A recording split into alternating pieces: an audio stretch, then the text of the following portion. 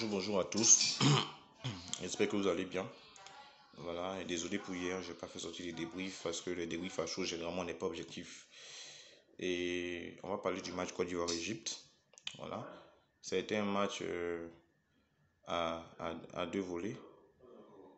Voilà, parce que tout d'abord, en début de match, on a vu durant les 15 premières minutes une équipe de Côte d'Ivoire qui était beaucoup inspirée, qui était dans la lignée du match contre l'Algérie. Et les éléphants ont mis la pression sur les Égyptiens dès l'entrée de jeu. Voilà, déjà avec l'équipe alignée qui était une équipe offensive. Voilà. Le seul changement, c'était l'entrée d'Eric Bailly à la place d'Odilon Kosonou. Sinon, le reste, c'était du classique. Et on a vu les éléphants qui mettaient un peu beaucoup plus de pression sur leur adversaire de début du match. Mais une chose à dire, c'était une domination stérile de la part des éléphants parce que c'est l'Égypte qui avait les meilleures occasions. C'est-à-dire, on a eu un poteau, du tir cadré avec l'arrêt de Badra. Voilà. Il faut dire que ce match-là, les éléphants c'est vrai, on avait de l'envie au début, mais on est mal rentré dans notre match parce que les Égyptiens, eux, à la même image que la Tunisie, ils ont étudié le jeu des éléphants et ils ont compris que notre système allait beaucoup être basé pour surveiller Mohamed Salah. Et ils ont évité de jouer avec Mohamed Salah durant les 15 premières minutes pour que Mohamed Salah puisse se libérer et puisse prendre le pouls de la défense ivoirienne. Voilà. Et après les 15 premières minutes, on a vu une équipe égyptienne qui est montée sur nous au fur et à mesure, qui montait en puissance au fil du match et à nous créer vraiment beaucoup de difficultés. Voilà. Et comme corollaire, on a eu la blessure de Franck Kessié dans le match. Et moi, la chose que j'ai pas aimé, ça a été la première erreur de Baumel. Franck Kessié se blesse, il fait sortir Franck Kessié pour mettre Geoffroy Sérédier. Geoffroy Sérédier qui n'a pas une bonne capacité de relance et qui est vieillissant, tu le fais rentrer à la place de Franck Kessié, ça a été la première erreur. Parce que là, ça fait que l'équipe de Côte d'Ivoire a reculé et les Égyptiens, ayant compris que l'équipe reculait, ils sont montés d'un cran sur nous et ils ont commencé à nous dominer dans tous les sens. Il faut dire que l'équipe d'Égypte, dès cet instant-là, est rentrée en mode contrôle du match. Voilà. Et physiquement, il faut dire que les éléphants ont payé l'intensité qu'ils avaient mis contre l'Algérie. En fait, on a payé parce que physiquement, on n'arrivait plus à tenir physiquement.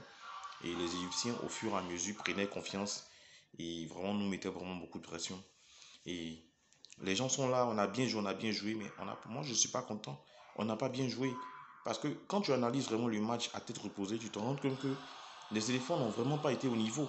Ils n'ont pas été au niveau de ce qu'on attendait d'eux, de ce qu'ils ont montré contre l'Algérie. Voilà, parce que physiquement, on souffrait. Et on avait assez de déchets, on souffrait beaucoup parce que Mohamed Salah, il a carrément bouffé Gislain Conan. Nos latéraux n'ont rien apporté, il faut le dire. Gislain Conan, de son côté, il a été scellé là par Salah. Il n'arrivait pas à apporter offensivement. Et de l'autre côté, Serge Aurier aussi n'arrivait pas à aller de l'avant aussi parce que Mohamed le fatiguait beaucoup.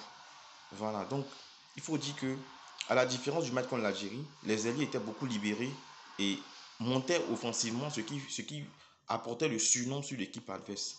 Mais le match contre l'Égypte, on n'a pas vu la même chose. On n'a pas vu les mêmes choses. L'équipe ivoirienne a beaucoup reculé à la sortie de Franck Kessié. On a continué de reculer et on a failli même prendre beaucoup de buts. Hein. C'est parce que Badra était au niveau que c'est Badra qui nous a simplement maintenu dans ce match. C'est Badra qui nous a maintenu dans ce match. Les changements de Baumel n'ont pas été à la mesure de l'équipe ivoirienne. Au niveau micro-tactique, il a été mauvais. Il a été mauvais parce que moi, je pense que Seri au milieu, c'était le joueur, après la sortie de Kessié, qui arrivait à garder le ballon, à maintenir l'équipe. Moi, je pense qu'il aurait dû rattraper sa bêtise en coup de match en refaisant sortir Seri et en mettant Jérémy Boga. Moi, je pense que ça aurait été la meilleure solution. Parce que Seri Jean-Michel, qui en 6 devant la défense, arrivait à garder le ballon, à contourner même le milieu égyptien. Et grâce à lui, on continuait de se créer quand même des occasions dans ce match. Tu le fais sortir et tu mets Jérémy Boga, qui va monter offensivement. C'est-à-dire que tu perds en masse au milieu, au détriment de l'attaque en fait. Tu perds en masse. Or, le football, sans transition au milieu, tu ne peux pas t'en sortir. Voilà. Et ça fait que Badra était tout seul, plutôt Sangaré était tout seul au milieu. Et franchement, c'est logique, hein. Il peut pas faire mieux. Voilà, il peut pas faire mieux. Et c'est nous-mêmes, on s'est mis dans des difficultés dans ce match.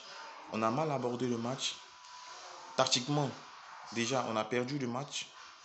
Et on a permis aux Égyptiens de rentrer dans le match et de monter en puissance au fur et à mesure. Sans oublier que nos latéraux n'ont rien apporté offensivement. Ça a été vraiment nul. On a passé notre temps à défendre. On a Pépé qui a essayé là-bas sur le côté, qui veut faire des différences personnelles, qui ne cherche pas à l'heure. On a un attaquant, on ne profite pas. Et comment tu veux marquer?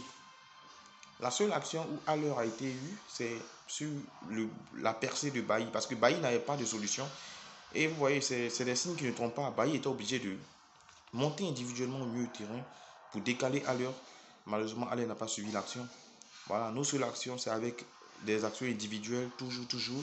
Or, on pouvait collectivement faire mal à cette équipe égyptienne, mais c'est malheureux parce que on n'a pas pu s'en sortir. Et c'est ça le foot. C'est ça le foot. Et je pense que les éléphants n'ont quand même pas démérité sur le football. On a perdu tactiquement. Voilà, je pense que on va devoir se réorganiser pour éviter ces erreurs dans le futur. J'espère que Cédric va prendre sa retraite maintenant parce que franchement, il n'y est plus. Il n'y est plus parce qu'au milieu du terrain, il n'a vraiment pas pu. Il n'a pas tenu. Il n'a pas tenu, franchement. Et toutes ces choses négatives réunies nous ont fait perdre ce match parce que déjà, psychologiquement, on n'y était pas. Psychologiquement, on n'y était pas. Avec les antécédents contre l'Égypte. En dehors de 1990, on n'a plus battu l'Égypte. Voilà, l'Égypte nous a toujours battu. Donc, psychologiquement, on était des morts. On était des morts dans le match et ça fait que normalement au penalty, bon. Et Bailly, il a raté au penalty, mais il a fait un super match. Mais c'est à l'image d'Eric Bailly. Il sort toujours de grandes performances, mais il finit toujours par faire une erreur qui gâche tout. Voilà.